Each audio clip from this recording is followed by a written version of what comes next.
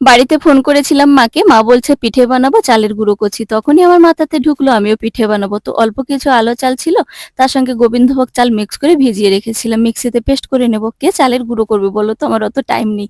তো বন্ধুরা, বেশিরভাগ সাজের পিঠে বানাতে গেলে তো উনুনে করতে হয়। আমার উনুন আছে কিন্তু বের করলাম না।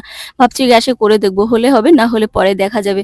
তো কি বলবো আনন্দের কথা বন্ধুরা, ১ম বানালাম, এত সুন্দর ফুলেছে তোমরা তো দেখে বুঝতে পারছো। আমি তো আনন্দে আত্মহারা।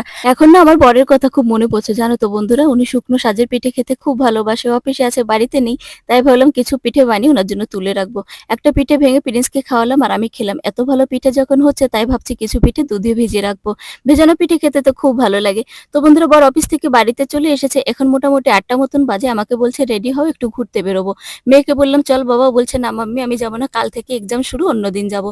তো বন্ধুরা, আমরা কোথায় ঘুরতে যাচ্ছি দেখার জন্য চ্যানেলটি সাবস্ক্রাইব করে নাও আর অবশ্যই কমেন্টে জানিয়ে কেমন লাগলো ভিডিওটি।